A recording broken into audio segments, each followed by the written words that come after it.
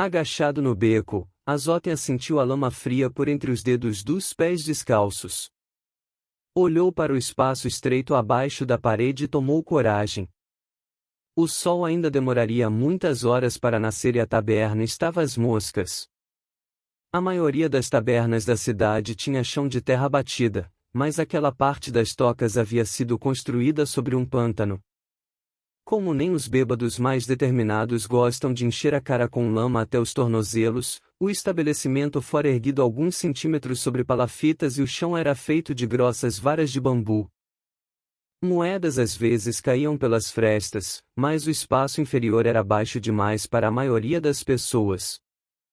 Os grandes da guilda não cabiam e os pequenos eram medrosos demais para se espremerem naquela escuridão sufocante compartilhada com aranhas, baratas, ratos e o gato selvagem que pertencia ao dono. O pior de tudo era a pressão do bambu nas costas, que o esmagava toda vez que um cliente caminhava pela taberna. Durante um ano, aquele fora o lugar preferido de Azótea, mas ele não era mais tão pequeno como antigamente. Da última vez, ficará entalado e passará horas em pânico até começar a chover e o chão amolecer o suficiente para que pudesse escavar uma saída. Aquele era o momento perfeito, o chão estava enlameado, não havia clientes e o gato tinha sumido. Além disso, Rato coletaria a taxa da guilda no dia seguinte e Azótea ainda não conseguirá as 4 moedas de cobre, de modo que não lhe restava muita escolha. Rato não era um sujeito compreensivo nem tinha noção da própria força. Muitos pequenos morreram depois de apanhar dele. Empurrando de lado montinhos de lama, Azótea se deitou de bruços. A terra molhada encharcou sua túnica fina e imunda na mesma hora. Precisaria agir depressa. Era um menino magro e, se pegasse um resfriado, as chances de se curar não seriam lá muito boas. Deslizou pelo escuro e começou a procurar um brilho metálico. Algumas lamparinas estavam acesas na taberna e a luz vazava pelas frestas, iluminando a lama e a água empoçada com retângulos alaranjados. A névoa do pântano subia pelos fachos, se condensava e caía, repetindo o movimento vezes sem conta. Teias de aranha se desfaziam no rosto de Azótea e ele sentiu uma ardência na nuca. Parou na mesma hora. Não, era só sua imaginação. Expirou bem devagar. Algo reluziu na escuridão e ele catou a primeira moeda de cobre. Deslizou até a viga de pinho, sob a qual ficara entalado na vez anterior, e escavou a lama até o buraco se encher de água. Mesmo assim, a brecha continuou tão estreita que ele precisaria virar a cabeça de lado e se espremer para passar por baixo. Prendeu a respiração, enfiou a cara na água barrenta e começou a engatinhar bem devagar. A cabeça e os ombros passaram, mas um pedaço de galho agarrou na parte de trás da túnica, machucando suas costas e rasgando o tecido. Por pouco ele não gritou.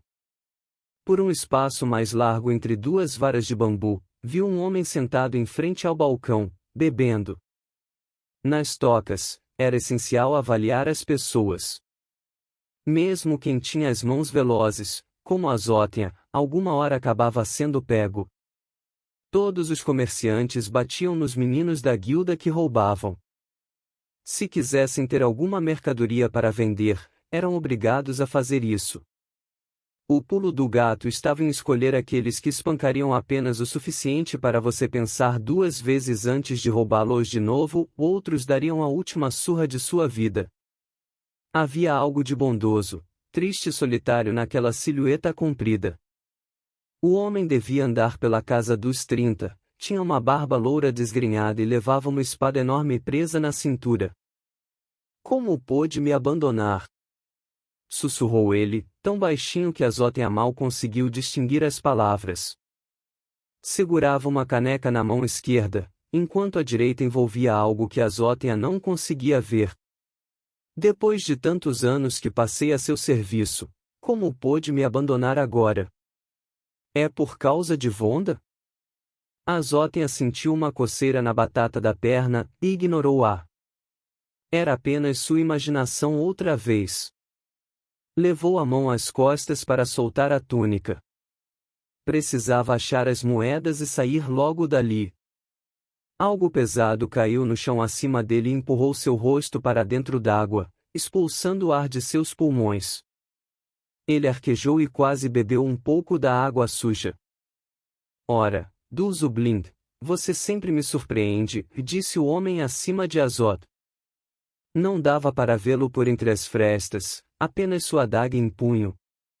Devia ter pulado das vigas do telhado. Também acho que as pessoas devem cumprir suas ameaças, mas devia ter visto Vonda quando ela compreendeu que você não iria salvá-la. Juro, eu quase chorei. O homem comprido se virou. Sua voz saiu vagarosa, embargada. Eu matei 6 homens hoje. Quer que sejam 7. Azod aos poucos entendeu do que estavam falando. O homem comprido era o derramador Dulzublind. Um derramador era mais ou menos como um assassino, em da mesma maneira que um tigre era mais ou menos como um filhote de gato. Entre os derramadores, Dulzublind era sem dúvida o melhor. E, como costumava dizer o líder da guilda de Azod, qualquer dúvida quanto a isso não durava muito. E eu achei por um minuto que Dulzublind tinha um ar bondoso. A batata da perna de Azod tornou a coçar. Não era sua imaginação. Algo estava subindo por dentro da sua calça. Parecia grande, mas não tanto quanto uma barata. O medo de Azod identificou o peso, era uma aranha-lobo. O veneno daquele bicho liquefazia a carne humana em um círculo que aumentava lentamente. Mesmo com a ajuda de um curandeiro, um adulto picado perdia um dos membros na melhor das hipóteses. Um menino da guilda não teria a mesma sorte. Blind, com tudo que você andou bebendo, vai ter sorte se não cortar a própria cabeça. Só durante o tempo que passei vigiando, você tomou 8 canecas. E antes já tinha tomado 4. Azod não se mexeu. Se unisse as pernas com um tranco para matar a aranha, a água chapinharia e os homens saberiam que ele estava ali. Ainda que Dulzublind tivesse lhe parecido bondoso, aquela espada era grande e abessa e Azod sabia que não podia confiar em adultos. Você está blefando, disse o outro homem, mas o medo transpareceu em sua voz. Eu não blefo. Por que não convida seus amigos para entrar? A aranha subiu pela parte interna da coxa de Azod. Tremendo, ele ergueu a parte de trás da túnica e esticou o cós da calça, formando uma abertura e rezando para o animal sair por ali. Acima dele, o homem da adaga levou 2 dedos à boca e assobiou. Azod não viu Dulzu se mexer, mas o assobio terminou em um gorgolejo. Instantes depois, um corpo desabou no chão. Houve gritos e as portas da frente dos fundos da taberna se abriram de supetão. As tábuas se vergaram e deram pinotes. Concentrado em não sacudir a aranha, Azod não se mexeu, nem mesmo quando outro corpo caiu e empurrou seu rosto de novo para dentro d'água. O bicho rastejou pela bunda de Azod e subiu no seu polegar. Bem devagar, o menino aproximou a mão para poder vê-lo. Seus temores estavam certos, era uma aranha-lobo, com as patas tão compridas quanto o seu polegar. Ele a jogou longe e esfregou os dedos para se certificar de que não fora picado. Estendeu a mão para o galho partido que prendia sua túnica e o quebrou. No súbito silêncio lá em cima, o barulho foi amplificado. A poucos metros, algo pingava das tábuas e formava uma poça. Estava escuro demais para ler o que era, mas bastava um pouco de imaginação para adivinhar. Aquele silêncio era sinistro. Se qualquer um tivesse andado pelo piso, teria feito as tábuas gemerem e os bambus se vergarem. A luta inteira durará uns 20 segundos e Azod tinha certeza de que ninguém saíra da taberna. Será que haviam se matado até o último homem? Sentiu frio e não foi só por causa da água. A morte não era algo raro nas tocas, mas Azod nunca tinha visto tantas pessoas morrerem com tamanha rapidez e facilidade. Mesmo tomando um cuidado extra por causa da aranha, em poucos minutos conseguiu catar 6 moedas de cobre. Se tivesse mais coragem, saquearia os cadáveres na taberna, mas não conseguia acreditar que Durzublind estivesse morto. Talvez o homem fosse mesmo um demônio, como as outras crianças alegavam. Talvez estivesse à espreita lá fora, esperando para matar Azot por espioná-lo. Com o peito contraído de medo, o menino se virou e rastejou em direção ao seu buraco. 6 moedas de cobre. Como a taxa eram só 4, poderia comprar pão e dividir com Jao e a menina boneca no dia seguinte.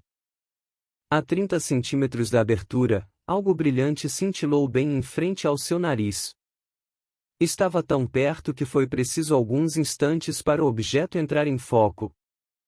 Era a imensa espada de Blink fincada na lama, impedindo a fuga de Azot.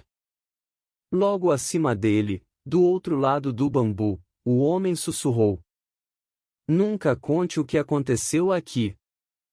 Entendeu? Já fiz coisa pior do que matar crianças." A espada desapareceu e Azot partiu correndo noite adentro. Só parou quilômetros depois.